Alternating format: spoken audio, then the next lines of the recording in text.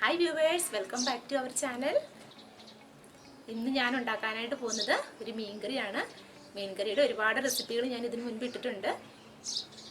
അപ്പം എൻ്റെ വീഡിയോസ് ഒക്കെ നിങ്ങൾ കാണുന്നുണ്ടെന്നുണ്ടെങ്കിൽ ചാനൽ സബ്സ്ക്രൈബ് ചെയ്തിട്ടില്ല എന്നുണ്ടെങ്കിൽ ചാനൽ ദയവായി സബ്സ്ക്രൈബ് ചെയ്യണം. അതോടൊപ്പം കാണുന്ന ബെൽ ഐക്കണിലും ക്ലിക്ക് ചെയ്യണം. അപ്പോൾ ആ ബെൽ ഐക്കണിൽ നിങ്ങൾക്ക് 3 ഓപ്ഷൻസ് കാണാനാകും. അപ്പം അതിൽ ഓൾ എന്ന് സെലക്ട് ചെയ്യുക, എങ്കിലേ ഞാൻ അപ്ലോഡ് ചെയ്യുന്ന വീഡിയോസ് ഒക്കെ നിങ്ങൾക്ക് അപ്പോൾ തന്നെ ഇൻഫർമേഷൻ കിട്ടത്തുള്ളൂ. അപ്പോൾ ഇന്ന് ഞാൻ കറി ഉണ്ടാക്കാനായിട്ട് പോകുന്നത് വെള്ളച്ചൂരയാണ്. അപ്പോൾ ഇനി ഇതെങ്ങനെയാണ് ഉണ്ടാക്കുന്നത് നോക്കാം. അപ്പോൾ ഈ വെള്ളച്ചൂര മീൻകറിക്കായിട്ട് 1.5 കിലോ മീനാണ് ഇവിടെ എടുത്തു വെച്ചിരിക്കുന്നത്. ഇത് കറി വെക്കാനായിട്ടുള്ള ചട്ടി ഇവിടെ ചൂടായിരിക്കുകയാണ്. ഈ ചൂടായ ചട്ടിയിലേക്ക് ഒരു 2 സ്പൂൺ വെളിച്ചെണ്ണ ഒഴിച്ചു കൊടുക്കാം. വെളിച്ചെണ്ണ ചൂടായി കഴിയുമ്പോഴേക്കും 2 പച്ചമുളക് കീറിയത് കൂടി ചേർത്ത് കൊടുക്കാം. അതിൻ്റെ കൂടെ ഇഞ്ചി, വെളുത്തുള്ളി, ഒരു 2 കറിവേപ്പില, ഇതെല്ലാം കൂടി ഇട്ടൊന്ന് വഴറ്റിയെടുക്കണം. അപ്പോൾ ഇഞ്ചി, ഒരു ചെറിയ പീസ് ഇഞ്ചിയും ഒരു 8 അല്ലിയോളം വെളുത്തുള്ളിയാണ് ഞാൻ എടുത്തിരിക്കുന്നത്. അപ്പോൾ ഇഞ്ചി വെളുത്തുള്ളിയൊക്കെ ഒന്ന് മൂത്ത് വന്നിട്ടുണ്ട്. ഇനി ഇതിലേക്ക് മസാലകൾ ഇട്ട് കൊടുക്കാം. അപ്പം ഞാനിവിടെ 4 സ്പൂൺ മുളക് പൊടി,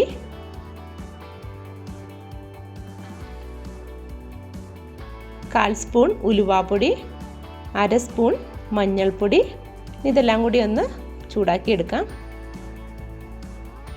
ഈ മസാല ഒന്ന് ചൂടായി കഴിയുമ്പോഴേക്കും ഒരു ടൊമാറ്റോ ചേർത്ത് കൊടുക്കാം. ടൊമാറ്റോ ഇതുപോലെ ചെറുതായിട്ട് അരിഞ്ഞതാണ്, ഇതുകൂടി ഇതിലേക്ക് ഇട്ട് കൊടുക്കാം. തക്കാളി വഴന്ന് വരുമ്പോഴേക്കും ഇതിലേക്ക് ഈ പുളിവെള്ളവും കൂടി ഒഴിച്ച് കൊടുക്കാം.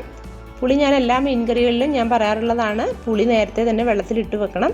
അപ്പോൾ ആ വെള്ളവും പുളിയും കൂടി ഒന്നിച്ചങ്ങ് ഒഴിച്ച് കൊടുത്താൽ മതി.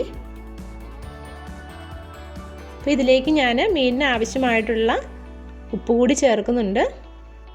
മീൻ വേവാൻ ആവശ്യമായിട്ടുള്ള വെള്ളവും കൂടി ഒഴിച്ച് കൊടുക്കാം. അപ്പോൾ ഈ വെള്ളമൊക്കെ നന്നായിട്ട് തിളച്ചിട്ടുണ്ട്.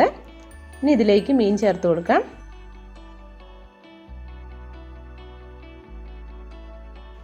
ഈ മീൻ പീസ് ഇട്ടതിന് ശേഷം ചാറക്കൊന്ന് തിളച്ച് വന്നിട്ടുണ്ട്. ഇനി ഇത് മൂടി വെച്ച് വേകാനായിട്ട് വെക്കാം.